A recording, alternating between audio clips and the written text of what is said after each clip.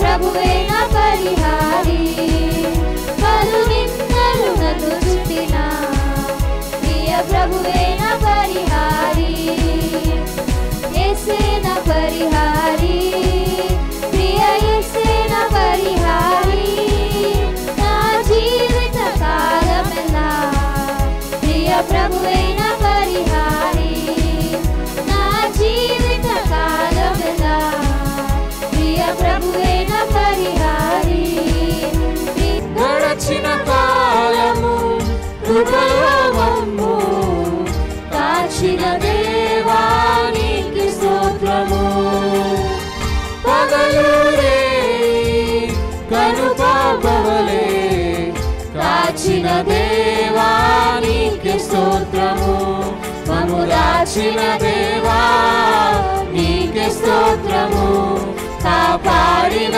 దేవా నీకు స్తోత్రము మమ్ము దాచిన దేవా నీకు స్తోత్రము కాపాడిన దేవా నీకు స్తోత్రము గడచిన కాలము కృపలో మమ్ము కాచిన దేవా నీకు స్తోత్రము పగలు రేయి కనుపాపవలే కాచిన దేవా నీకు స్తోత్రము. మీకెంత స్తుతించినా మిమ్మల్ని ఎంత కొనియాడినా తక్కువే తండ్రి. మమ్మల్ని నాయన మీ రెక్కల చాటున కాచి కాపాడి మీ కృపలో మమ్మల్ని భద్రపరుస్తూ నాయన ఇంత భయంకరమైన పరిస్థితిలో మేము జీవిస్తున్నామంటే అది కేవలం మీ కృప నాయన. నాయన ఇంత భయంకరమైన ఎండల్లో ప్రభువా పగలి ఎండ దెబ్బ తగలకుండా మిమ్మల్ని కాచి కాపాడుతానన్న దేవా మమ్మల్ని ఎంతగానో కాచి కాపాడుతున్నారు. లోకమంతా నాయన మరి చెప్తుంది ఎంతో భయంకరంగా ఉందని, కానీ నేను మీకున్నాను, మీకు తోడుగా ఉన్నాను, మీకు నీడగా ఉన్నాను, నా చల్లని చూపులు చాలు మీకు అని చెప్తున్నారు. మమ్మల్ని ధైర్యపరుస్తున్నారు యేసయ్య, మీకు స్తోత్రం చెల్లించుకుంటున్నాను. గత వారమంతా మమ్మల్ని కాచి కాపాడి మీరు ఎక్కల చాటున మమ్మల్ని భద్రపరిచిన దేవా మీకు స్తోత్రము నాయన. ఈ వారం మీ సన్నిధానంలో ఈ రీతిగా నిలువబడ్డామంటే అది కేవలం మీ కృప నాయన.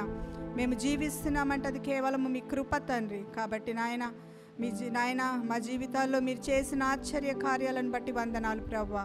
మీ ప్రియ కుమార్తెలు ప్రియ కుమారులు చిన్న బిడ్డలందరూ మీ సన్నిధానానికి వచ్చి ఉన్నారు తండ్రి. దీవించి ఆశీర్వదించండి. ఇక రావాల్సిన వారిని క్షేమంగా మీ సన్నిధానానికి నడిపించండి నాయన. పాటల ద్వారా ఆరాధనలో నాయన మీరున్నారు ప్రభువా మీకు స్తోత్రం. అలాగే సాక్ష్యాలు చెప్తుండగా మీరు తోడుండండి నాయన.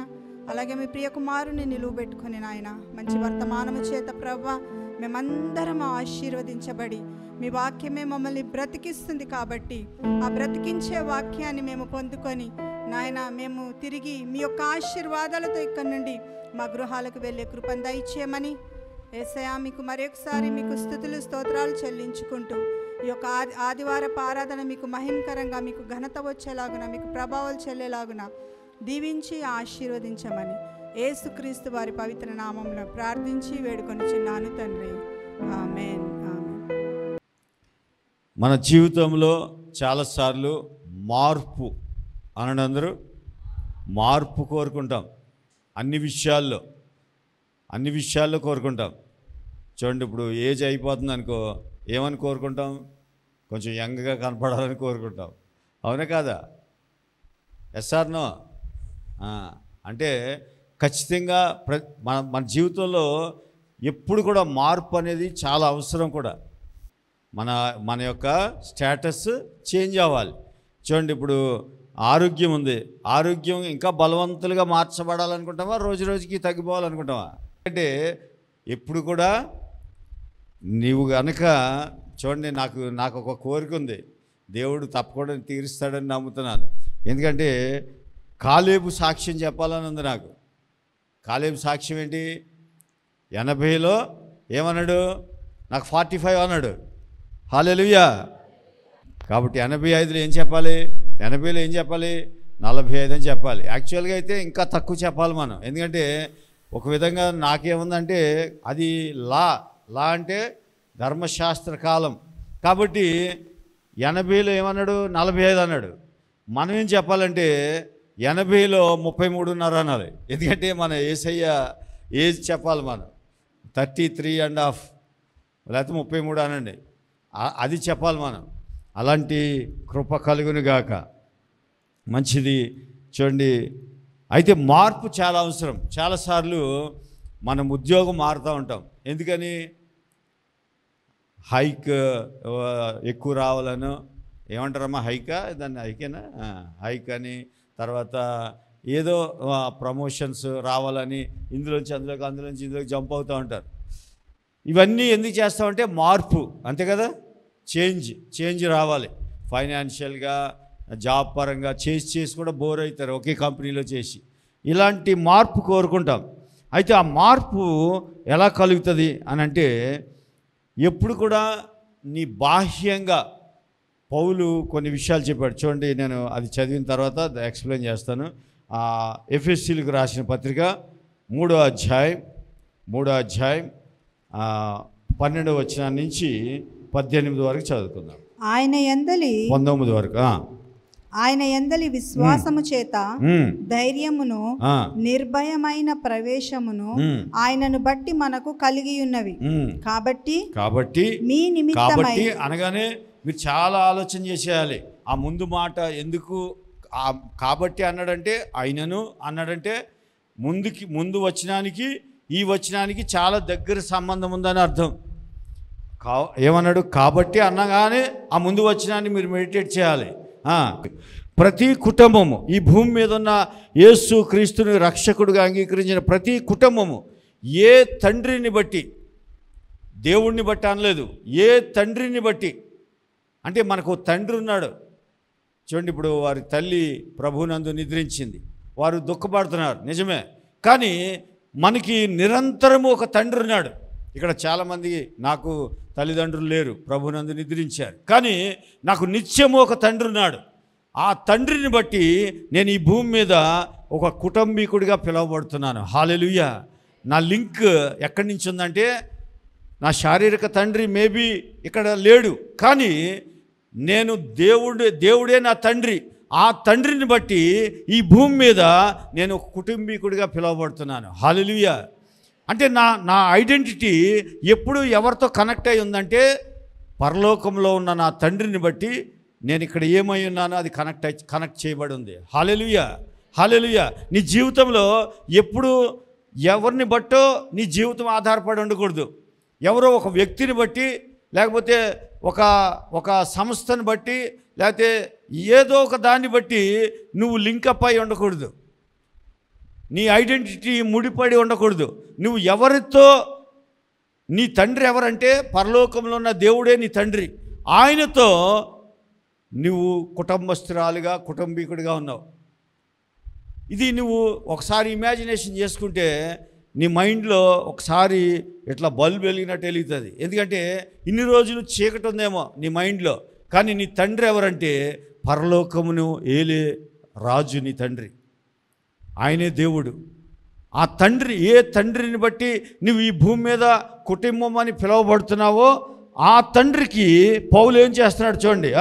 ఆ తండ్రి ఎదుట ఏ తండ్రి అయితే, ఏ తండ్రిని బట్టి నువ్వు కుటుంబీకుడు లేకపోతే సభ్యుడిగా ఉన్నావో ఆ తండ్రికి, ఆ తండ్రి ఎదుట నేను మోకాళ్ళుని. చాలామంది, అయ్యా మోకాళ్ళు ప్రార్థన అవసరమా అంటే, మనకి దేవుడు శక్తి ఇచ్చినంత కాలం మోకరించి ప్రార్థించాలి.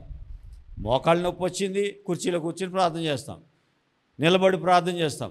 కానీ నీకు ఒకవేళ నీకు ఎంతోమంది దగ్గర ఏదైనా తప్పు చేస్తే మోకాళ్ళుని తప్పైంది అని కాళ్ళు పట్టుకుంటాం. ఒకవేళ నీకు ఎప్పుడైనా మోకరించి ఎవరి దగ్గరైనా దేహి అనాలనిపించినా లేకపోతే మోకరించాలనిపించినా మన తండ్రి అయిన దేవుని ఎదుట మోకరించి. హల్లెలూయా. తప్పులేదు. ఆయన దగ్గర నీ మోకాళ్ళు పనిచేసినంత కాలము మోకరిస్తూనే ఉండు. నేను ఎవరికి చెప్పను, కానీ ఉదయం లేచి మోకరించి ప్రార్థన చేస్తాను. నా బెడ్రూమ్లో నేను ప్రార్థన చేసుకుంటాను. మీరు అనుకోవచ్చు పాస్టర్ గారు మోకరిస్తారా అని. నేను ఖచ్చితంగా మోకరించే ప్రార్థన చేస్తాను. ఎందుకంటే నా మోకాళ్ళు బాగానే ఉన్నాయి, ఇంకా బాగున్నప్పుడు అప్పుడు చూద్దాం. కానీ మోకరించి పౌలు ఏం చేస్తున్నాడు చూడండి. యాక్చువల్గా పౌలుకి ఏం తెలుసు? కృప తెలుసు. చాలామందికి గ్రేస్ అంటే గ్రేస్ ఉంది కాబట్టి నేను మోకరించిన అవసరం లేదు, నీకు బలం ఉన్నంత కాలము, అలా అని నీ మోకాళ్ళు ప్రార్థన బట్టి నిన్ను కుమారుని చేయలేదు, యేసు ప్రభుని బట్టే చేసినందుకు థ్యాంక్స్ గివింగ్. మన మోకాళ్ళ ప్రార్థన ఏంటి? థ్యాంక్స్ గివింగ్, అంతే. కృతజ్ఞతతో మోకరిస్తున్నాం. ఆఫ్టర్ ఆల్ మానవుడు కాళ్ళే పట్టుకున్నాం. అలాంటిది మన తండ్రి, మన దేవుడు, మనల్ని క్షమించే దేవుడు, మన కొరకు ప్రాణం పెట్టిన దేవుడు, ఆయన కాళ్ళు పట్టుకోవడంలో తప్పులేదు. ఆయన మోకరించి పౌలు గ్రేస్ని ప్రకటించిన వ్యక్తి, కానీ గ్రేస్ని ప్రకటించాడు. కానీ ఆయన ఏమంటాడంటే నేను కుమారుడినే, కానీ దాసుడిగా ఉండడానికి ఇష్టపడతాను. నేను ఎప్పుడు చెప్తాను చర్చిలో, నువ్వు నీ మైండ్లో ఏముండాలంటే కుమారత్వం ఉండాలి, కానీ దాసుడిగా పనిచేయాలి దేవుని దగ్గర.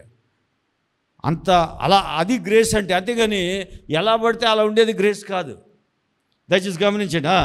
ఆ తండ్రి ఎదుట నేను మోకాళ్ళుని నీ అంతరంగ పురుషుని యందు శక్తి కలిగి ఆయన ఆత్మ వలన బలపరచబడినట్లుగాను. నీ బలమంతా ఎవరై ఉండాలంటే తండ్రి అయి ఉండాలి. హల్లెలూయా. నీ బలము నీ చదువు అయి ఉండకూడదు, నీ బలము నీ జ్ఞానం అయి ఉండకూడదు, నీ బలము నీ ఉద్యోగం అయి ఉండకూడదు, నీ బలము నీ వ్యాపారం అయి ఉండకూడదు. నీ బలము ఎవరై ఉండాలంటే నీ తండ్రి అయి ఉండాలి, పరలోకపు తండ్రి. హల్లెలూయా. పౌలు ప్రార్థన అదే. అయ్యా నీ అంతరంగ పురుషుడు, మన దేవుడు అంతరంగాన్ని చూసే దేవుడు. సమూయేలుతో ఒకసారి అంటాడు, వెళ్ళి అభిషేకించిరా, యెషయా కుమారుల్లో ఒక కుమారుడు ఉంటాడు, ఆయన రాజుగా ప్రకటించరా అంటే ఈయన వెళ్ళి ఫస్ట్ ఎలియాబు వచ్చాడు. వచ్చి పెద్ద కుమారుడు యెషయా పెద్ద కుమారుడు వస్తే లావుగా ఎత్తుగా నాలాగా ఉన్నాడు.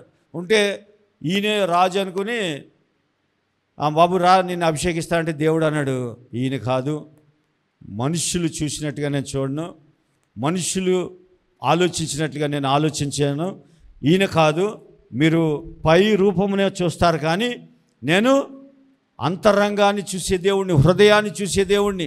అందుకే పౌలు ప్రార్థన చూడండి, అంతరంగమును బట్టి అంటే అంతరంగ పురుషుని యందు శక్తి కలిగి. ఆ శక్తి ఎవరిదై ఉండాలంటే నీ తండ్రిదై ఉండాలి. హల్లెలూయా. నీ తండ్రి అంటే దేవాది దేవుడైన నీ తండ్రి. ఆయన శక్తి చేత నీ అంతరంగంలో బలపరచబడుతూ ఉండాలి. నీ అంతరంగంలో కొంత మెటీరియల్ పెట్టాడు దేవుడు, దాన్ని నువ్వు మెడిటేట్ చేస్తూ ఉండగా నీ అంతరంగ పురుషుని యందు బలం కలిగి జీవిస్తావు. ఎప్పుడైతే అంతరంగంలో బలం కలిగి ఉంటావో చూడండి, ఇప్పుడు నీ దగ్గర నీ బ్యాంక్ అకౌంట్లో ఒక 10 కోట్లు ఉన్నాయనుకో, అది అంతరంగంలో ఫీడ్ చేసుకుని ఉంటావు. ఏమని? నా అకౌంట్లో 10 కోట్లు ఉన్నాయి, నేను యశోదకైనా వెళ్ళగలను, అపోలోకైనా వెళ్ళగలను, అంటే ఏదైనా బాగోపోతే ఏ హాస్పిటల్ అయినా జాయిన్ అవ్వగలను. ఆ బలం ఎక్కడి నుంచి వచ్చింది? డబ్బులు ఎక్కడున్నాయి? నీ చేతిలో లేవు, బ్యాంకులో ఉన్నాయి, కానీ నువ్వు అంతరంగంలో అది ఫీడ్ చేసుకున్నావు. కాబట్టి నీకేముందంటే ధైర్యం, రేపొద్దున ఏదో వచ్చినా చూద్దాంలే అని. కానీ నీకు తెలియని విషయం ఏంటంటే నీ దగ్గర డబ్బులున్నా బతకరు చాలామంది. అంబులెన్స్ వచ్చేలోపే పోతారు, లేకపోతే అంబులెన్స్లోనే పోతారు. డబ్బులుంటాయి బ్యాంకులోనే, కానీ దేవుని శక్తిని బట్టి అంటే నీ తండ్రి మాటలు నీ హృదయంలో ఉంటే అంబులెన్స్ లేట్గా వచ్చినా బ్రతుకుతావు. హల్లెలూయా, హల్లెలూయా. మేము ఇదివరకు ఎప్పుడో చిన్నప్పుడు చర్చికి వెళ్ళేవాళ్ళం. ఆ చర్చిలో ఒక బ్రదర్ ఉన్నాడు. ఆ బ్రదర్కి హార్ట్ అటాక్ వచ్చింది, డబ్బులు లేవు.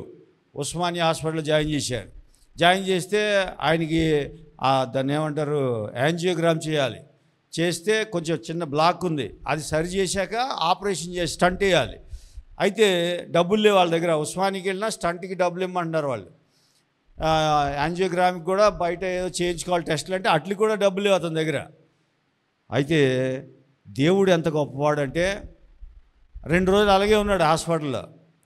ఆ డాక్టర్లు వస్తున్నారు పోతున్నారు, డబ్బులు చూసుకోమంటున్నారు. 3వ రోజుని ఆయనకి గట్టిగా 4 తుమ్ములు వచ్చినాయంట. ఆ తుమ్ములకి ఆ బ్లాక్ వెళ్ళిపోయింది, హార్ట్లోంచి వెళ్ళిపోయింది. తర్వాత వచ్చి స్కాన్ చేస్తే ఏమీ లేదు, అంత బాగానే పనిచేస్తుంది, ఇంటికి వెళ్ళిపోతారు. ఇప్పుడు బతికే ఉన్నాడు, బాగానే ఉన్నాడు. గట్టిగా 4 తుమ్ములు వచ్చేసరికి మీకు సైన్స్ ప్రకారంగా మీకు ఒక విషయం తెలుసా? ఈ తుమ్ము అంటాం కదా, అది గట్టిగా తుమ్ముతాం కదా, తుమ్మినప్పుడు నీ హార్ట్ ఒక సెకండ్ ఆగుతుంది తెలుసా? రెస్ట్ తీసుకునే టైం ఏంటంటే హార్ట్కి రెస్ట్ ఉండదు. రెస్ట్ ఉంటే నువ్వు భూమిలో ఉంటావు. హార్ట్కి రెస్ట్ ఉండదు. అది రెస్ట్ తీసుకుందంటే మనం రెస్ట్ తీసుకున్నట్టే. అయితే అది రెస్ట్ తీసుకునే టైం ఒకటి ఉంది. ఎప్పుడంటే ఆ తుమ్ముతాం కదా, తుమ్మినప్పుడు ఒక సెకండ్ అది ఆగుతుంది అనమాట. ఓ 4 తుమ్ములు తుమ్మామంటే 4 సెకండ్లు ఆగినట్టు. అదే కంటిన్యూగా తుమ్మామంటే ఇంకా బతకు. అందుకని ఆయనకి 4 గట్టిగా తుమ్ములు వచ్చినాయంట. అది కరిగి ఆ బ్లాక్ దెబ్బకి వెళ్ళిపోయింది. ఎక్కడికి వెళ్ళిపోయింది తెలియదు. ఇంటికి డిశ్చార్జ్ చేశారు, వచ్చేసాడు, ఇప్పుడు బాగానే ఉన్నాడు. అందుకని డబ్బులు బతికిచ్చాయా, దేవుడు బతికిచ్చాడా? చెప్పండి. అందుకే కొన్నిసార్లు నీ శక్తి ఏమై ఉండాలంటే నీ తండ్రిని బట్టి శక్తి పొందుతూ ఉండాలి. హల్లెలూయా. యేసు ప్రభు పరిచర్య డబ్బులతో చేయలేదు. యేసు ప్రభు పరిచర్య ఎవరో సహాయంగా ఉంటే చేయలేదు. ఎప్పుడు కూడా ఆకాశం వైపు కన్నులెత్తేవాడు. ఏది కావాలన్నా ఆకాశం వైపు చూస్తూ కన్నులెత్తి, ప్రభా నీకు వందనాలయ్యా. 5 రొట్టెలు 2 చేపలు తీసి పైకి చూశాడు. మనుషుల వైపు చూశాడా, పైకి చూశాడా? తండ్రి వైపు చూశాడు. అంటే ఆయన సరఫరా అంతా ఎక్కడి నుంచి? తండ్రి దగ్గర నుంచి, పరలోకపు తండ్రి దగ్గర నుంచే ఆయన ఎప్పుడు సప్లై అక్కడి నుంచే వచ్చేది. ఆ సప్లై కోసం ఎదురు చూస్తూ ఉండేవాడు. కాబట్టి దయచేసి గమనించండి, ఆ తండ్రి ఎదుట నేను మోకాళ్ళుని మీ అంతరంగ పురుషుని యందు శక్తి కలిగి, ఆయన ఆత్మ వలన నీ బలమంతా ఆయన ఆత్మ అయి ఉండాలి. హల్లెలూయా. హల్లెలూయా. నీ బలము నీకు ఆ స్ట్రెంత్ ఎక్కడి నుంచి రావాలంటే తండ్రి దగ్గర నుంచి రావాలి. మిగతాది ఎక్కడి నుంచి వచ్చినా తాత్కాలికమైన స్ట్రెంత్ అది వస్తాయి. చాలాసార్లు మనల్ని బలపరిచే వాళ్ళు ఉంటారు. కొంతమంది వస్తారు, మనం ఏడుస్తుంటే కన్నీరు తుడుస్తారు. నీకు ఏంటి కష్టం చెప్పు అంటారు. ఇలాగ ఏదో అప్పులు ఉన్నాయి అన్నాం అనుకో, సరే ఎంత, 1,00,000 రూపాయలు, సరే తీసుకో, తర్వాత నీకు ఉన్నప్పుడు అంటారు. బలపరుస్తారు, కానీ తాత్కాలికమే. వాళ్ళకి ఎప్పుడైనా అవసరమైతే మళ్ళీ నిన్ను వాడికంటే ఇదివరకు బాకీల కంటే ఎక్కువగా నిన్ను ఒత్తిడి చేస్తారు. అందుకని తండ్రి దగ్గర నుంచి నువ్వు శక్తిని పొందితే అది ఎవ్వరూ నీ దగ్గర నుంచి తీసివేయలేరు. మరియతో అంటాడు కదా, ఏమని? ఈమె యొద్ద నుండి ఉత్తమమైనది ఈమె ఎంచుకున్నది, ఈమె యొద్ద నుండి దీనిని ఎవడును తీసివేయలేడు. ఎవరు తీసివేయలేరు. తండ్రి దగ్గర నుంచి నీకు సప్లై ఉంటే ఏ శక్తి దాన్ని నీ దగ్గర నుంచి తీసేయలేదు. హల్లెలూయా. దయచేసి గమనించనా. తర్వాత ఆయన ఆత్మ వలన బలపరచబడినట్లుగాను క్రీస్తు మీ హృదయములలో విశ్వాసము ద్వారా నివసించినట్లుగాను. ఇదంతా మీరు ఇంటి దగ్గర చదువుకోండి. మనం తక్కువ టైంలో మెసేజ్ చెప్పాలనుకున్నాం కాబట్టి ద ఇన్నర్ మ్యాన్ అంటే అంతరంగ పురుషుడు. నీకు అంతరంగంలో ఒక వ్యక్తి ఉన్నాడు. ఆ వ్యక్తే నువ్వు. అర్థమైందా లేదా? ఈ శరీరం నువ్వు కాదు. చెప్పండి, ఈ శరీరం ఇలా పట్టుకోండి, ఇది నువ్వు కాదు. ఎవరు? నేను కాకపోతే ఎవరిదండి? ఈ శరీరం నాదే కాదు. నువ్వు కొంతకాలమే ఇది నీది, తర్వాత నీది కాదు. కానీ అంతరంగంలో ఆత్మ ఉంది, దేవుని ఆత్మ ఉంది, నీ ఆత్మ ఉంది, తర్వాత నీ ప్రాణం ఉంది. ఇదంతా నువ్వు. చూడండి, మీకు ఉదాహరణ చెప్తాను. ఎవరైనా గొప్ప వ్యక్తి చనిపోయాడు అనుకోండి, ఆయన బాక్స్లో పెడతారు, అందరూ వెళ్ళి చూసి వస్తూ ఉంటారు. ఆయన ఎదురుగానే ఉన్నాడు, కానీ ఏమంటారు? లేడండి, ఇక మన మధ్యలో లేడు ఈయన అంటే. మరి ఎదురుగానే ఉన్నాడుగా, పడుకునే ఉన్నాడు కదా. మరి ఆయన ఎవరు చెప్పండి? ఆయన ఎవరు? వేస్ట్, మట్టి. కొన్ని రోజులు ఆగితే పురుగులు పట్టేస్తాయి. అందుకే యేసయ్య ఒక మాట అంటాడు చూడండి, యోహాను సువార్త 6వ అధ్యాయం 63వ వచనం చదవండి. 63వ వచనం. ఆత్మయే జీవింపజేయుచున్నది. ఆత్మయే, చాలా జాగ్రత్తగా చదవాలి. ఆత్మయే జీవింపజేయుచున్నది. అంటే నీ లైఫ్ ఎవరు? ఆత్మ, స్పిరిట్. నువ్వు స్పిరిట్ మనిషివి. అంటే స్పిరిట్ అంటే స్ప్రైట్ కాదు, స్పిరిట్. ఈ సమ్మర్లో స్ప్రైటే గుర్తొస్తుంది అందరికీ. స్పిరిట్ అంటే ఆత్మ. ఆత్మే జీవింపజేయనది. అంటే నువ్వు బ్రతికున్నావంటే ఏంటి కారణం? తండ్రి ఆత్మ నిన్ను బ్రతికిస్తూ ఉంది. తండ్రి ఆత్మ వల్ల నువ్వు బ్రతుకున్నావు. తర్వాత శరీరము కేవలము నిష్ప్రయోజనము. అందరు ఇక్కడే వినాలి. శరీరము కేవలము నిష్ప్రయోజనం. చెప్పండి అందరు ఇది పట్టుకొని, ఇది కేవలము నిష్ప్రయోజనము. నిష్ప్రయోజనం అంటే కొంతకాలమే. ఇది జస్ట్ ఎలా అంటే లోపల నా పేరే చెప్పుకున్నా, రాజు అనే వ్యక్తి ఈ శరీరం కాదు. ఈ శరీరము జస్ట్ చూడండి, ఇప్పుడు ఈ పిల్లర్లు వేసాం, పిల్లర్ల తర్వాత స్లాబ్ వేసాక తర్వాత గోడలు ఎలా కావాలంటే అలా కట్టుకుంటాం, అవునా? ఇల్లు ఎలా కావాలంటే అలా కట్టుకుంటాం. వద్దంటే ఏం చేస్తాం వాటిని? ఇప్పుడు ఇది వరకు మన చర్చ అటు ఉండేది, ఇక్కడ ఇవన్నీ రూమ్లు ఉండేవి, గుర్తున్నాయా? దాన్ని మార్చేసాం. అంటే ఇది ఎప్పుడైనా పోతుంది, కానీ బిల్డింగ్ మాత్రం ఆ పునాది దగ్గర నుంచి వేయబడిన ఆ కాలమ్స్ అలాగే ఉంటాయి. అవి ఉంటేనే దాన్ని బిల్డింగ్ అంటాం.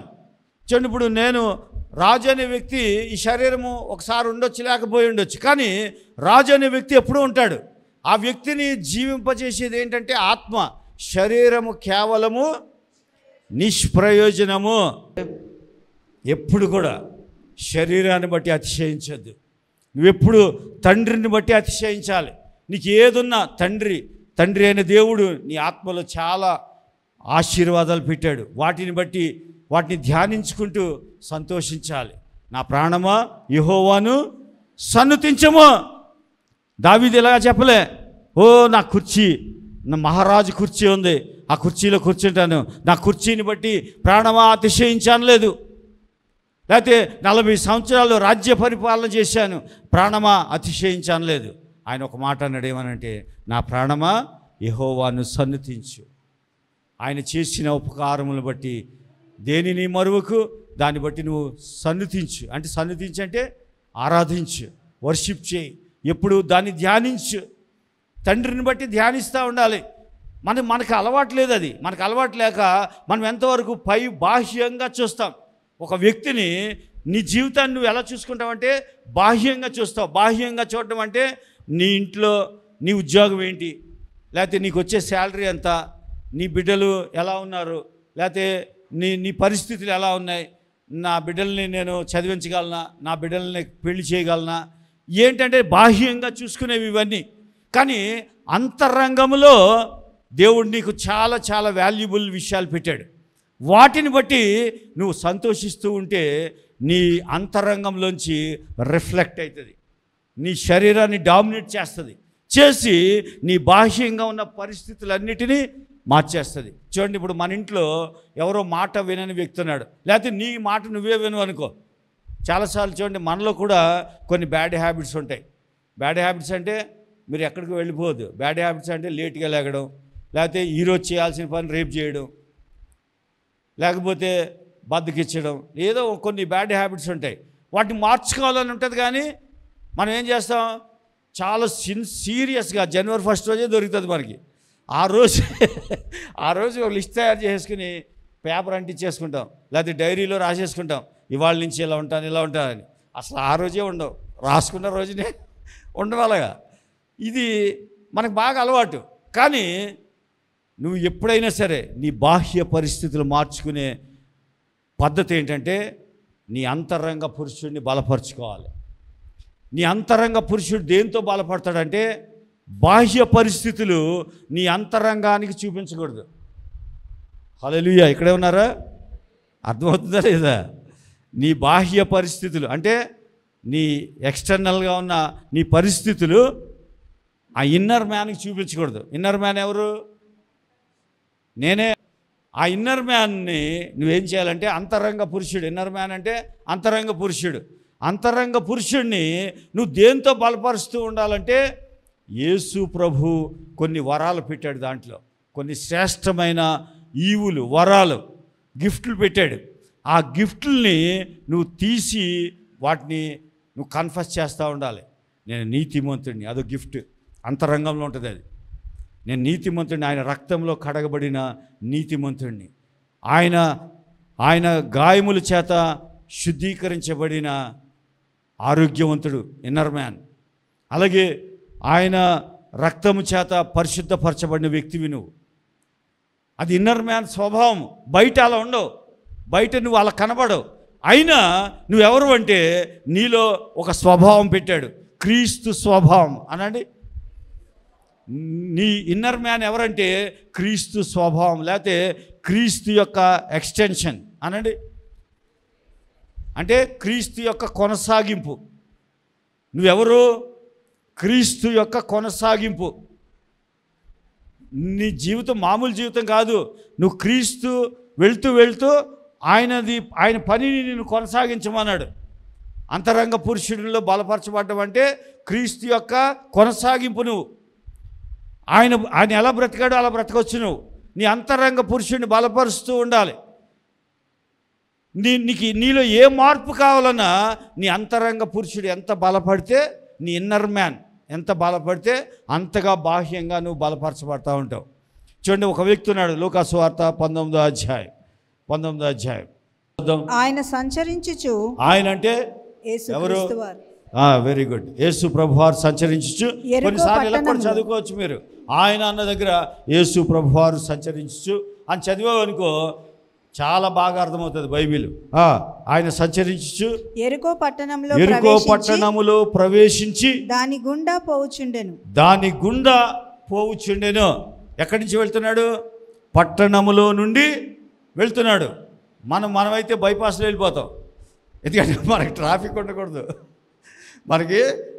ఉండకూడదు, బైపాస్లో వెళ్ళిపోతాం.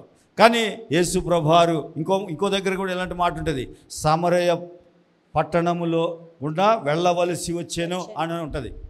ఉందా లేదా? మనకే కనుక ఆ బావి దగ్గరికి సమరయ స్త్రీ వస్తుందని తెలిస్తే మనం ఔటర్ రింగ్ రోడ్లో వెళ్ళిపోదు. ఆయన మాత్రము వెళ్ళవలసి వచ్చానంట. దాని గుండా పోవచ్చుండెను. ఇదిగో సుంకపు గుత్తదారుడును ధనవంతుడైన. చూడండి, ఇవన్నీ ఆయన ఎక్స్టర్నల్, ఆయన బాహ్య పురుషుని యొక్క లక్షణాలు. చాలా జాగ్రత్తగా ఉండండి. బాహ్య పురుషుని యొక్క లక్షణాలు అంటే ఆయన బయట జీవితం ఎలా ఉందో చెప్పే విషయాలు ఇవి. ఏమని చెప్తున్నాయి ఆ విషయాలు? ఇదిగో సుంకపు గుత్తదారుడు అని అందరూ. సుంకపు గుత్తదారుడు అంటే ఆయన బాహ్య జీవితం ఎలా ఉంది? వడ్డీ వ్యాపారి. రెండోది ధనవంతుడు. ఇది కూడా బాహ్యంగా కనిపించేదే. బాహ్యంగా ఇప్పుడు ఎవరిని ధనవంతుడు అంటాం మనం? ఇప్పుడు పౌలు ఏమన్నాడు? మట్టి ఘటములలో మహిమైశ్వర్యం కలదు అన్నాడు. కానీ ఎప్పుడైనా నేను ఐశ్వర్యవంతుని అంటావు నువ్వు? అనవు. ఎందుకని? నీ బ్యాంకులో డబ్బులుంటేనే అంటావు. అంటే నీ బాహ్యంగా నువ్వు చూసేదే మాట్లాడతావు. అలా చూసేది మాట్లాడేవాడు నిజమైన ధనవంతుడు కాదు. మేబీ డబ్బులు ఉండొచ్చు, ఉండకపోవచ్చు, కానీ వాడు ధనవంతుడు కాదు. అంతరంగ పురుషుని యందు చూసి మాట్లాడేవాడే నిజమైన ధనవంతుడు. చూడండి, ఇప్పుడు మట్టి ఘటములలో మహిమైశ్వర్యం కలదు అన్నవాడు నిజమైన ధనవంతుడు. బ్యాంకులో డబ్బులుంటేనే ధనవంతుడు అనేవాడు ఒకసారి ధనవంతుడు అవుతాడు, ఒకసారి పేదవాడు అవుతాడు. వాడు ఎప్పుడు స్థిరంగా ఉండడు. ఇతని బాహ్య లక్షణాలు చూడండి. సుంకపు గుత్తదారుడు ధనవంతుడునైనా జక్కయ్య అను పేరు గల ఒకడు యేసు ఎవరో అని చూడగోరెను గాని పొట్టివాడైనందున జనులు గుంపుగూడి ఉండుట వలన చూడలేకపోయాను. ఇప్పుడు మీరు చెప్పండి, కింద ఆయన పాపి అని కూడా ఉంటుంది. ఇప్పుడు ఈయన వడ్డీ వ్యాపారి ఫస్ట్, రెండోది ఏంటి? ధనవంతుడు, మూడోది పాపి. ఈ మూడు బాహ్య లక్షణాలు. కానీ బాహ్య లక్షణాలు ఈ మూడు మంచియా చెడ్డవా? చెడ్డవే. ఈ మూడు మంచి కాదు. వడ్డీ వ్యాపారి, పాపి, ధనవంతుడు, అక్రమంగా సంపాదించాడు, ఈ మూడు చెడ్డవే. చాలా జాగ్రత్తగా వినండి, ఈ మూడు చెడ్డవే. కానీ ఈయన బాహ్యంగా బాలేదు ఈయన పరిస్థితి, కానీ అంతరంగంలో ఇతను చాలా స్ట్రాంగ్. ఎలా స్ట్రాంగ్ అంటే అక్కడ ఒక మాట ఉంది, యేసు ఎవరో అని చూడగోరేను. హల్లెలూయా. యేసు ఎవరు? ఆయన ఎంతోమందిని చూశాడు. ఎంతోమంది ధనవంతులు పరిచయస్తులు ఉన్నారు ఆయనకి. ఆ సమాజంలో ఆయన ఎంతోమందికి రుణాలు ఇచ్చాడు. ఎంతోమందితో పరిచయాలు ఉన్నాయి. చాలా పెద్ద పెద్ద పరిచయాలు ఉన్నాయి. ప్రపంచంలో ఆయనకి ఏం కావాలో అన్నీ ఉన్నాయి. కానీ ఆయన ఇన్నర్ మ్యాన్ ఏం చెప్తుందంటే, ఆయన అంతరంగ హృదయం ఏం చెప్తుందంటే ఆయనకి యేసు ఎవరో చూడు. ఏం చూడొద్దు అంటుంది? ఆయన మనసు ఏం చూడొద్దు అని చెప్పింది? నీ ధనాన్ని చూడొద్దు, నువ్వు వడ్డీ వ్యాపారం అనే సంగతి చూడొద్దు, నువ్వు పాపి అనే సంగతి చూడొద్దు, నువ్వేం చూడొద్దు. బాహ్యంగా మేబీ ఆ లక్షణాలు నీకు ఉండొచ్చు, కానీ నువ్వేం చూడాలంటే ఆయన అంతరంగం ఏం చెప్పిందంటే యేసు ఎవరో చూడు. హల్లెలూయా, హల్లెలూయా. యేసు ఎవరు నువ్వు చూస్తే నీ జీవితం క్షణాల్లో మారిపోద్ది. హల్లెలూయా. బాహ్యంగా ఈయన ధనవంతుడే, రేపొద్దున పేదోడు కూడా అయిపోయి ఉండొచ్చు. నువ్వు బయట ఏమైనా అయి ఉండొచ్చు, అది ఈరోజు ఉండొచ్చు, రేపు పోవచ్చు. కానీ నువ్వు ఎప్పుడు ఏం కనుగొనాలంటే బయట నువ్వు నీ జీవితం యొక్క విధానం ఎలా ఉందో తర్వాత సంగతి, నీ అంతరంగంలో నీకు ఏమి కోరిక ఉందో దాన్ని ఎక్స్ప్రెస్ చేయాలి. చూడండి, ఆయనకి జక్కయ్యకి ఏం కోరుకుంది? అన్నీ ఉన్నాయి, డబ్బులు ఉన్నాయి, వడ్డీ వ్యాపారం బాగా నడుస్తుంది, అందరూ పాప అంటున్నారు, చెడ్డోడు అన్నారు, తిట్టుకుంటున్నారు, ఏమీ పర్వాలేదు. కానీ ఆయనకి ఏముందంటే ఒక కోరిక, యేసు ఎవరు, యేసు ఎవరో తెలిస్తే ఆయన టైటిల్స్ అన్నీ మారిపోతాయి. హల్లెలూయా, హల్లెలూయా. ఆయన జీవితంలో బాహ్యంగా కనబడేవన్నీ మారిపోతాయి. ఇప్పుడు బాహ్యంగా ఎంతమందిని నోర్లు కట్టించగలడు చెప్పండి?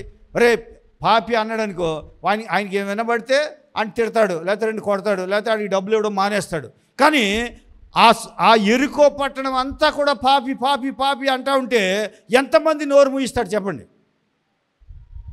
నోరు మూయించలేడు, చెడ్డోడు అని చెప్తారు. ఆయనకున్న చెడ్డ పేరు పోదు. నిజమే, చెడ్డ పేరు ఎవరికి పెట్టుకోవడం ఇష్టం ఉండదు, కానీ అందరూ చెడ్డోడే అంటున్నారు. ఏం చేయగలడు? నోరు మూయించలేరు. అందుకే ఆయన ఏం చేశాడంటే, ఆయనకి మేబీ నేను అనుకుంటున్నాను, ఆయన టైటిల్ మార్చుకోవాలని ఆయనకి ఇష్టపడ్డాడు. ఆయన బాహ్యంగా ఉన్న పరిస్థితులు మారాలని ఆయనకు ఆశ ఉంది. ఆశ ఉంటే ఏం చేయాలంటే యేసు ఎవరో నీకు తెలియాలి. యేసు ఎవరో తెలిస్తే, ఎందుకు యేసు ఎవరో తెలియాలి? ఏంటి కారణం? యేసు ఎవరో తెలియకపోతే నా బాహ్య పరిస్థితులు మారవా అంటే మారవు, మారినట్టే ఉంటాయి కానీ మారవు. యేసు ఎవరో చూడగోరేను కానీ, ఇప్పుడు చూడండి, యేసు ఎవరో తెలుసుకోవాలన్నా కూడా ఫిజికల్గా ఆయన హెల్త్ సహకరించలేదు. ఫిజికల్గా ఆయన ఎవరు? పుట్టివాడు. అక్కడ చాలా జన సమూహం ఉంది. యూదులు అంటేనే 6 ఫీట్ల కంటే ఎక్కువ ఉంటారు, హైట్ ఉంటారు, పర్సనాలిటీ. మరి ఈయన ఎక్కడ పుట్టాడో తెలియదు. ఆయన పుట్టాడు, మిగతా వాళ్ళు యేసు ప్రభుతో సహా హైట్ పర్సనాలిటీస్ అందరు. ఆ గుంపులో చూద్దామన్నకున్నా కూడా ఆయనకి కనబడట్లేదు. కనబడకపోతే అప్పుడు యేసు ఆ త్రోవను రానై ఉండగా ఉండెను గనుక అతడు ముందుగా పరుగెత్తి ఆయనను చూచుటకు ఒక మేడి చెట్టు ఎక్కాను. ఒక మేడి చెట్టు ఎక్కాడు. చూడండి, అంటే చాలా జాగ్రత్తగా ఈ మెసేజ్ వినాలి మీరు. బాహ్యంగా నీ పరిస్థితులు మార్చుకోవడానికి యేసు ఎవరో తెలుసుకోవాలి. రెండవదిగా యేసు ఎవరో తెలుసుకోవడానికి కొన్ని ఆటంకాలు రావచ్చు, వాటిని అధిగమించి నీ శరీరంతోనే వాటిని అధిగమించవచ్చు. శరీరం పొట్టిగా ఉంది, కానీ ఈయన ఏం చేశాడు? చెట్టు ఎక్కాడు. ఇప్పుడు చెట్టు ఎక్కితే అందరికన్నా హైట్ అవుతాడు, అవునా కదా? హైట్ అయ్యాడు. చెట్టెక్కాను. యేసు ఆ చోటికి వచ్చినప్పుడు వచ్చి కన్నులెత్తి ఎవరు చెప్పారు? యేసు ప్రభుకి ఆయన డిజైర్, జక్కయ్యలో ఉన్న డిజైర్ యేసు ప్రభుని ఆపింది. హల్లెలూయా, హల్లెలూయా. ఈ రోజున ఒకవేళ నీ డిజైర్, నీ కోరిక, ఒకవేళ నీ జీవితాన్ని మార్చుకోవాలి, నా జీవితం ఇలా ఉండకూడదు, నా జీవితం వేరే విధంగా ఉండాలని ఒకవేళ మార్పు నీలో కావాలనుకుంటే, ఒకవేళ యేసు ఎవరో తెలుసుకోవాలని ఇష్టపడితే యేసు నీ కొరకు ఆగుతాడు. హల్లెలూయా. ఆయన ఆగిపోతాడు. చూడండి, ఆయన ఆశ చెట్టు దగ్గర ఆపింది. ఆయన ఆపి కన్నులెత్తి చూచి జక్కయ్య త్వరగా దిగుము, నేడు నేను నీ ఇంట ఉండవలసి ఉన్నదని అతనితో చెప్పగా అతడు త్వరగా దిగి సంతోషముతో ఆయనను చేర్చుకొనెను. చూడండి, ఇప్పుడు అసలు దిగి ఏం చేయాలి ఆయన? ఇప్పుడు మతం ఏం నేర్పింది మనకి? ఇప్పుడు యేసు ప్రభు వారు వచ్చి అయ్యా జక్కయ్య త్వరగా దిగు, నేడు నేను నీ ఇంట ఉండవలసి వచ్చింది అన్నాడు అనుకో, మనం ఫస్ట్ ఏం చేస్తాం చెప్పండి? అయ్యా నన్ను క్షమించిన ఆయన అని కాళ్ళు పట్టుకుంటాం. ముందు నా పాపములు క్షమించిన ఆయన అంటాం. బాహ్యంగా ఈయన ఎవరు? పాపి, వడ్డీ వ్యాపారి. కానీ మంచి లక్షణాలు ఏమీ లేవు బాహ్యంగా. కానీ ఆయనకి ఒకటే డిజైర్ ఉంది, ఏంటంటే ఆ టైటిల్స్ అన్నీ మారాలంటే, ఆ లేబుల్స్ అన్నీ మారాలంటే లోపల లేబుల్ మార్చుకోవాలి. లోపల యేసు ఎవరో తెలుసుకోవాలి. యేసు ఎవరో తెలిస్తే బాహ్యంగా అన్నీ మారిపోతాయి అని సంతోషంతో దిగాడు. దిగి నేను చెప్పే వాక్యాన్ని మీరు పట్టుకోవాలి. ఆయన బాహ్యంగా ఆయన ఏమై ఉన్నాడో ఆయన దృష్టి లేదు. ఇక అంతరంగంలో ఏమై ఉందో అదే ఆయన చూసుకుంటున్నాడు. ఆయనకి ఏముందంటే యేసు ఎవరో నాకు కావాలి, యేసుని చూడాలి, యేసు ఎవరో తెలుసుకోవాలి. ఇది తెలుసుకుంటే చాలు. ఇది ఎప్పుడైతే ఈ డిజైర్ ఉందో సంతోషంతో దిగి వచ్చాడు. వచ్చి ఆయనను చేర్చుకొనెను. పాప క్షమాపణ ఎక్కడా లేదు మధ్యలో. ఈ గ్యాప్లో పాప మతం రాలేదు. వీళ్ళిద్దరికి మధ్యలో ఏమి రాలేదు? మతం రాలేదు. జక్కయ్య దగ్గర యేసయ్య దగ్గర మధ్యలో మతం లేదు. మతం లేక సంతోషముగా యేసుని చేర్చుకొనేను. హల్లెలూయా, హల్లెలూయా. నీ బాహ్యంగా 190 ఉండొచ్చు నీ దగ్గర, తప్పులో ఒప్పులో 190 ఉంటాయి. అవన్నీ పక్కన పెట్టు. బాహ్య పురుషుడు కాదు నీకు. ఇది నిష్ప్రయోజనము. శరీరము కేవలము నిష్ప్రయోజనము, ఆత్మయే జీవింపచేయును. దయచేసి గమనించండి. ఇప్పుడు సంతోషంగా చేర్చుకున్నాడు. చేర్చుకున్నాక అందరూ అది చూచి ఏది చూచి? బాహ్యంగా జరుగుతున్న విషయాల్ని చూచి ఈయన పాపి అయిన మనుష్యుని యొద్ద బస చేయ వెళ్ళెనని చాలా సనుక్కున్నారు. జక్కయ్యని మార్చలేని వ్యక్తులు. జక్కయ్యని పోనీ మార్చారా వీళ్ళంటే? వీళ్ళు మార్చలేదు. మార్చరు కానీ మార్చేవాడిని మాత్రం తిడతారు. చూడండి, యేసు ప్రభు జక్కయ్యని మార్చడానికి సిద్ధపడ్డాడు, రక్షణ ఇవ్వడానికి సిద్ధపడ్డాడు. రక్షణని మతం ఆటంకపరుస్తూ ఉంటుంది. మతం ఎప్పుడు కూడా రక్షణని, నీకు వచ్చే ఆశీర్వాదాన్ని ఆటంకపరుస్తుంది. ఏదో ఒకటి చెప్పి ఆటంకపరుస్తుంది.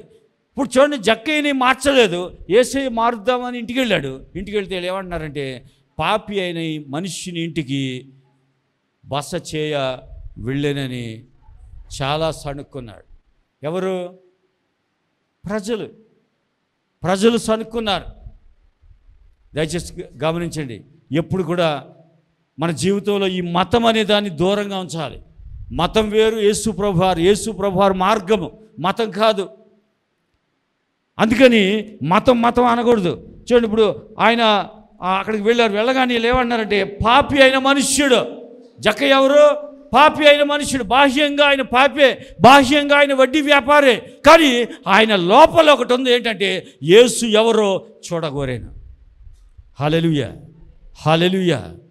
ఒకవేళ మీరందరూ ఎందుకు వచ్చారంటే యేసు ఎవరో తెలుసుకోవడానికి వచ్చారు. నువ్వెవరో తెలుసుకోవడానికి చర్చికి రావవసరం లేదు. నువ్వెవరో మీ పక్కింటి వాళ్ళు అడిగితే చెప్తారు. అవునా కాదా? మనం ఎవరో మన పక్కింటి వాళ్ళకి బాగా తెలుసు, మనకంటే వాళ్ళకే ఎక్కువ తెలుసు. మనం ఎప్పుడు దెబ్బలాడుకుంటాం, ఎప్పుడు తిట్టుకుంటాం, ఎప్పుడు కొట్టుకుంటాం, అన్నీ వాళ్ళకి మనకన్నా బాగా రికార్డ్ చేసి పెడతారు. పలానా డేట్ని మీరు తిట్టుకున్నారు, పలానా డేట్ని ఇలా చేశారు అనుకుంటారు. అందుకని మన గురించి పక్క వాళ్ళ ఇంటి వాళ్ళు బాగా తెలుసు. అందుకే నువ్వు పాపివని తెలుసుకోవడానికి జక్కయ్య యేసు దగ్గరికి రావవసరం లేదు. నేను చాలా రాడికల్గా చెప్తున్నాను. నువ్వు పాపివని తెలుసుకోవడానికి మందిరానికి రావవసరంలే. నువ్వు పేదవాడు అని తెలుసుకోవడానికి మందిరానికి రావవసరం లేదు. నీ బ్యాంక్ అకౌంట్ చెప్తుంది నువ్వెవరో. నువ్వు అనారోగ్యవి అని చెప్పడానికి మందిరానికి రావవసరం లేదు. హాస్పిటల్ చెప్తాయి నువ్వు అనారోగ్యం అని. కానీ మరి ఎందుకు రావాలి అంటే, జక్కయ్య ఎందుకు వచ్చాడంటే యేసు ఎవరో చూడగోరేను. హల్లెలూయా, హల్లెలూయా. ఒకవేళ ఈ మధ్యాహ్నం యేసు ఎవరో తెలుసుకోవాలని ఆశపడితే నీ బయట లేబుల్స్ అన్నీ మారిపోతాయి. నీ బయట నీకు ఇచ్చిన ఆ లేబుల్స్ ఏమిచ్చారో అన్నీ మారిపోతాయి. జక్కయ్యని పాపి అన్నారు, వడ్డీ వ్యాపారం అన్నారు, పొట్టోడు అన్నారు. మనం కూడా ఏదో చూసినట్టే అనేస్తాం, ఆ పొట్టి జక్కయ్య అంటాం. కొంతమంది అయితే యూట్యూబ్లో టైటిల్ పెట్టేస్తారు, పొట్టి జక్కయ్య. ఇది చూసాడా? ఇప్పుడు నేను చూశాను ఆ పొట్టి జక్కయ్య బైబిల్లో రాసింది చదువుతున్నాం. ఆయన ఎంత పొట్టాడో మనకు తెలుసా? మరీ ఎంత ఉన్నాడండి అంటారు ఒకళ్ళు, ఏదో చూసినట్టే. పొట్టి జక్కయ్య అని రాసింది, ఆయన ఎంత పొట్టాడో మనకు తెలీదు. కానీ ఆ పొట్టి జక్కయ్యకున్న విశ్వాసం ఈ పొడుగు జక్కయ్యలు చాలామంది ఉంటారు చర్చిలో, వాళ్ళకి లేదు. పొడుగు జక్కయ్య పొట్టోడా పొడుగోడా అనేది కాదు ముఖ్యం, నల్లగున్నావా తెల్లగున్నావా అనేది ముఖ్యం కాదు. నీ అంతరంగంలో యేసు ఎవరో ఆశ ఉందా లేదా? ఆశ ఉంటే నీ కోరిక తీరుస్తాడు దేవుడు. హల్లెలూయా. చూడండి, అన్నారు వెళ్ళిపోయాడు. ఇప్పుడు బాహ్యంగా ఇప్పుడు ఏం జరిగింది చూడండి. జక్కయ్య నిలువబడి ఇదిగో ప్రభువా నా ఆస్తిలో సగము బీదలకిచ్చుచున్నాను. నేను ఎవని యొద్దనైనా. ఇప్పుడు ఇందాక అందరూ పాపి అయిన మనుష్యుని దగ్గరికి వెళ్తున్నాడు అన్న వాళ్ళందరూ బహుశా నాకు తెలిసి కానికేసింది చిరిగిపోయిన 10 రూపాయలు వేసి ఉంటారు వాళ్ళందరూ. కానీ ఈ వ్యక్తి ఎవరినైతే పాపి అన్నారో ఆ వ్యక్తి అసలు యేసయ్య ఏం అడగలేదు. అడగకుండా ఏమంటాడంటే నా ఆస్తిలో సగము బీదలకు ఇచ్చుచున్నాను. హల్లెలూయా. తర్వాత చూడండి, నేనెవరి యొద్దనైనను అన్యాయముగా దేనినైనను తీసుకొనిన ఎడల అతనికి 4 గంతలు మరలా చెల్లింతునని ప్రభుతో చెప్పాను. ఈ బాహ్యంగా ఈయనకి ఎక్కడి నుంచి వచ్చింది? ఈ గుణం ఎక్కడి నుంచి వచ్చింది చెప్పాలి. ఏం మారితే బాహ్యంగా మారాడు చెప్పాలి. అంతరంగ పురుషుడు మారితే బాహ్య పురుషుడు మారాడు. హల్లెలూయా. అంతరంగ పురుషుడు ఎవరి ద్వారా మారాడు? యేసు ఎవరో తెలుసుకుంటే బాహ్యంగా మారిపోతావు. హల్లెలూయా. గట్టిగా చప్పట్లు కొట్టండి యేసయ్యకి. యేసు ఎవరో తెలుసుకోవాలంటే కనుక బాహ్యంగా నీకున్న పరిస్థితులన్నీ మారిపోతాయి. అదే చదవండి. అందుకు యేసు ఇతడును అబ్రహాము కుమారుడే. ఎస్, ఇతడును ఎవరు? అబ్రహాము కుమారుడే. ఎందుకనగా చాలా జాగ్రత్తగా గమనించండి. ఆ శరీరాన్ని పట్టుకుని వాళ్ళు మాట్లాడుతూ ఉంటారు, నీ బిహేవియర్ శరీరాన్ని బట్టి చూస్తూ ఉంటారు వాళ్ళు. కానీ అంతరంగంలో గనక యేసు ప్రభు ఎవరో, ఆయన ఎంత దయామయుడో, ఎంత ప్రేమ కలిగిన వాడో, ఎంత కనికర సంపన్నుడో నువ్వు గనక తెలుసుకుంటే నీ బాహ్యంగా ఉన్న నీ గుర్తింపులు, నీ లేబుల్స్ అన్నీ మారిపోతాయి.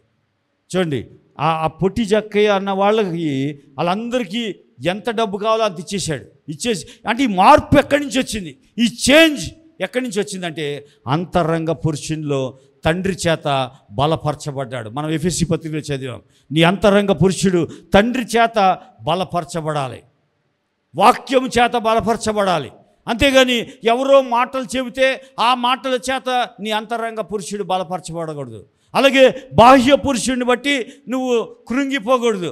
బాహ్య పురుషుడు నీకు ఎప్పుడు చెప్తా ఉంటాడు, నీ ఏజ్ అయిపోయింది, లేకపోతే నువ్వు పిల్లలకు పెళ్ళిళ్ళు చేయలేవు, నీ పిల్లలకు ఉద్యోగాలు రావు, నీ పిల్లలు ఫెయిల్ అయిపోతారు, నీ పిల్లలు చెప్పిన మాట వినరు, లేకపోతే నీ బాహ్యంగా నీ నీ నీ పరిస్థితులు నీతో చాలా మాట్లాడుతూ ఉంటాయి. అవన్నీ కూడా అసలు నువ్వు లెక్క చేయకూడదు. పొట్టి జక్కయ్య ఎలాగైతే లెక్క చేయలేదో ఆ విధంగా లెక్క చేయకూడదు. ఏం లెక్క చేయాలి మరి?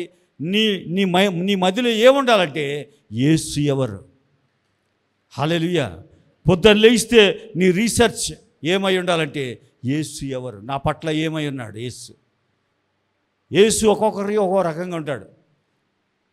చూడండి, ఆ 18వ అధ్యాయాన్ని చదవద్దు. 18వ అధ్యాయంలో ఒక యవనస్తుడు వచ్చి, అయ్యా నాకు ఏదైనా ఆజ్ఞ, నేను నిత్య జీవానికి వెళ్ళడానికి అన్నాడు. అంటే ఒక 6 ఆజ్ఞలు చెప్పాడు. చెప్తే ఈయన చిన్నప్పటి నుంచి చేస్తున్నాను సార్ అన్నాడు. అంటే అయితే ఇంకోటి ఉందో రాసుకో అన్నాడు. ఏంటంటే నీ ఆస్తి అంతా అమ్మేసి బీదలకి ఇచ్చి నన్ను వెంబడించా అన్నాడు. అంటే సారీ, ఇదైతే నేను చేయలేనని వెళ్ళిపోయాడు. అంటే నువ్వు ఏది అడిగితే నీకు నువ్వు ఏది కోరుకుంటే వేసే నుంచి అదే వస్తుంది నీకు. ఒకవేళ ప్రేమను కోరుకున్నావు అనుకో, ప్రేమనే ఇస్తాడు. కనికరాన్ని కోరుకుంటే కనికరమే ఇస్తాడు. కృపను కోరుకుంటే కృపనే ఇస్తాడు. మన దేవుడు కృపామయుడు. ఆయనే చెప్పాడు, నా కృప వెంబడి కృప, మహిమ వెంబడి మహిమ నీకు రావాలంతే. కానీ ఎందుకు రావట్లేదు మరి పాస్టర్ గారు అంటే, నువ్వు మధ్యలో మతంలోకి వెళ్ళిపోతావు. మతం ఏం చెప్తుంది? అలా కాదు ఇలా ఉండాలి, ఇలా ఉన్నావు అనుకో ఇలా కాదు అలా ఉండాలి, అలా ఉన్నావు అనుకో అలా కాదు ఇలా ఉండాలంటే లాస్ట్కి నేను అలా తిప్పుతానే ఉంటుంది. చిన్నప్పుడు ఏదో ఆడుకునేవాళ్ళు, పిల్లలు ఆడుకుంటూ ఉండేవారు. ఏమని? గోల్ గోల్ రాని ఇత్త పాని అని 2 చేతులలో పట్టుకుని గిరగిరగిర తిరిగేవాళ్ళు. అంటే అలాగే తిరుగుతూ ఉంటావు, నీ లైఫ్ అంతా తిరిగిడే, ఎక్కడా సక్సెస్ ఉండదు. ఎందుకనంటే మతంలో ఉన్న గొప్పతనం అది. మత్తయి సువార్త 23 అధ్యాయంలో ఉంటుంది. మతంలో ఇలా నీ ముక్కేదిరా అంటే ఇలా చూపించాడట ఒకడు, అలా చూపిస్తుంది మతం. యేసు ఎవరో చెట్టు ఎక్కాడు, ఎవరిని అడగలేదు ఆయన బోల్డ్ మందికి డబ్బులు ఇచ్చాడు. ఎవరినన్నా పిలిచి ఒరే యేసు ఎవరో చెప్పరా అంటే చెప్తాడు ఎవడొకడు. కానీ ఆయనకి అదొద్దు. యేసు ఎవరో నిజముగా చూడగోరాడు, ఆయనతో ఎన్కౌంటర్ అవ్వాలని ఆశపడ్డాడు, ఆయనతో ముఖాముఖిగా కలుసుకోవాలని ఆశపడ్డాడు. మధ్యవర్తి అవసరం లేదు నీకు, మధ్యవర్తి ఒక్కరే, యేసే నీ మధ్యవర్తి. తండ్రికి నీకు మధ్యవర్తి ఎవరంటే యేసు ప్రభువారు. మధ్యవర్తులు నమ్మొద్దు, దయచేసి గమనించండి. తర్వాత ఇతడును అబ్రహాము కుమారుడే, ఎందుకనగా నేడు ఈ ఇంటికి రక్షణ వచ్చి ఉన్నది. నేడు అంటే టైటిల్ ఇప్పుడు లోపల ఉన్నది చెప్పాడా, యేసయ్య బయట ఉన్నది చెప్పాడా? నాకు వచ్చినది ఇప్పుడు ఈ మెసేజ్ సారాంశం అది. ఇప్పుడు అందరూ బయట ఉన్నది మాట్లాడారు. బయట ఏముంది ఆయనకి? వడ్డీ వ్యాపారి, పాపి, అమ్మా పొట్టివాడు, వెరీ గుడ్, పొట్టివాడు, ఇవన్నీ చెప్పారు, బయట ఉన్నాయని చెప్పారు. కానీ ఒక్కడ కూడా అంతరంగంలో ఏముందో చెప్పలేదు. ఇన్నర్ మ్యాన్, జక్కయ్య ఇన్నర్ మ్యాన్ అంటే ఆ జక్కయ్య ఒరిజినల్ జక్కయ్య ఎవరో చెప్పలేదు ఎవరు. ఒకవేళ మన బిడ్డల్లో కూడా ఒరిజినల్గా వాడు ఎవడో చెప్తే బాగుపడతాడు. నువ్వేం చేస్తావంటే బయట ఆడుకున్నాయన్నీ చెప్తావు. ఏమని? ఒరే ఆ ఫ్రెండ్స్తో తిరగరా, నువ్వు ఎందుకంటే నువ్వు చూసావు కదా, ఆ ఫ్రెండ్స్తో తిరగడం నువ్వు చూసావు, అది చెప్తావు. లేకపోతే ఒరే సినిమాలకి వెళ్ళకరా, నువ్వు చూసావు, చెప్తావు. అలాగే ఒరే చదువుకోరా, అది చదువుతాలేదు కాబట్టి చదువుకోరా అన్నావు. ఇలా చెప్తే ఆ బాహ్య పురుషుడి గురించి చెప్పావు నువ్వు. ఆ చెప్పినంతసేపు వాడు బాగుపడ్డు. వాడు ఇన్నర్గా ఏమై ఉన్నాడో చెప్పాలి. వాడు ఇన్నర్ మ్యాన్, వాళ్ళు ఏముంది చెప్పాలి. యేసు ఎవరు లోపల ఉంది జక్కయ్యకి. యేసు చెప్పేటప్పుడు నువ్వెవరు అంటే పొట్టడు కాదు, ఇది నిష్ప్రయోజనం, ఈ పొట్టితనము నిష్ప్రయోజనం, అది ఇవాళ ఉంటుంది రేపు పోతుంది, అది వదిలేయి. అలాగే వడ్డీ వ్యాపారం అన్నారు, అది వదిలేశాడు జక్కయ్య. పాపి అన్నారు, అది కూడా వదిలేయి. ఎందుకంటే నేను నీకు రక్షణ ఇచ్చాను. నువ్వెవరు అంటే అబ్రహాము కుమారుడు. లోపల నువ్వెవరు అంటే అబ్రహాము కుమారుడు. హల్లెలూయా, హల్లెలూయా. అబ్రహాము కుమారుడికి వ్యతిరేకంగా ఏ నియమము ఈ ప్రపంచంలో పనిచేయదు. హల్లెలూయా. కాబట్టి దయచేసి గమనించిన అంతరంగపురి ద ఇన్నర్ మ్యాన్, ఆ ఇన్నర్ మ్యాన్ని స్ట్రాంగ్ చేసుకోవాలి. ఎవరితో అంటే యేసయ్యతో. మధ్యవర్తి ఎవరు అంటే యేసు ప్రభువే. తండ్రికి నీకు మధ్యవర్తి యేసు ప్రభు వారు. యేసయ్యని ఒకసారి అడుగు, యేసయ్య నువ్వెవరు, లేకపోతే తండ్రి ఎవరు నాకు తెలియచేయి అని ఒకసారి అడుగు. నీ బయట ఉన్న నీ పరిస్థితులన్నీ నీ అంతరంగ పురుషుని బట్టి మారిపోతాయి. అబ్రహాం కుమారుడు అని ఎప్పుడైతే యేసయ్య చెప్పాడో ఆయన జీవితంలో పెను మార్పులు వచ్చేసాయి. అందుకే ఎప్పుడు కూడా బాహ్య పరిస్థితులను బట్టి కృంగిపోవద్దు. బాహ్యంగా నీ జీవితాన్ని చూసి అసహించుకోవద్దు. బాహ్యంగా నా జీవితం ఇంతేలే అని చనిపోదాంలే అనుకోవద్దు. బాహ్యమైనవి తాత్కాలికం. నువ్వు గనక అదే టైం, అదే మనస్సు నీ లోపల అంతరంగ పురుషుల్లో పెట్టు. యేసు ప్రభు నీకేమేమి లోపల పెట్టాడు వాటన్నిటి మీద దృష్టి పెడితే అంటాడు యెషయా గ్రంథంలో, టైం లేదని చెప్పట్లేదు కానీ, లోకమంతా కటికి చీకట కానీ నీ తల మీద ఏముందంటే వెలుగు ఉదయించిన అంటాడు. హల్లెలూయా. నువ్వేం చూడాలి? వెలుగుని చూడాలి. ఆ వెలుగే యేసు ప్రభువారు. కాబట్టి దయచేసి గమనించండి. నీ జీవితంలో బాహ్యంగా చీకటి ఉండొచ్చు, బాహ్యంగా పరిస్థితులు నీకు అనుకూలంగా పోయి ఉండొచ్చు మేబీ. అయినా నీ జీవితంలో వెలుగైన యేసు ప్రభువారు ఉన్నారు. అంతరంగంలో చూడు, ఆయన నీకు చాలా బహుమానాలు పెట్టాడు. మళ్ళీ ఇది కంటిన్యూగా మాట్లాడుకుందాం వచ్చేవారం. మహోన్నతుడా, సర్వశక్తిమంతుడా, కృప కలిగిన ప్రేమ కలిగిన యేసయ్య మీకు వందనాలు. ఎంత గొప్ప దేవుడు నాయన. మా బాహ్య పరిస్థితులు నువ్వు చూస్తే మేము బ్రతకడానికి కూడా అర్హులం కాదు నాయన. ఈ భూమి మీద నివసించడానికి యోగ్యులం కాదు. మా బాహ్యంగా మీరు మమ్మల్ని చూడట్లేదు, మా అంతరంగాన్ని చూసే దేవుడు. అంతరంగంలో యేసు ఎవరో చూడగోరేను.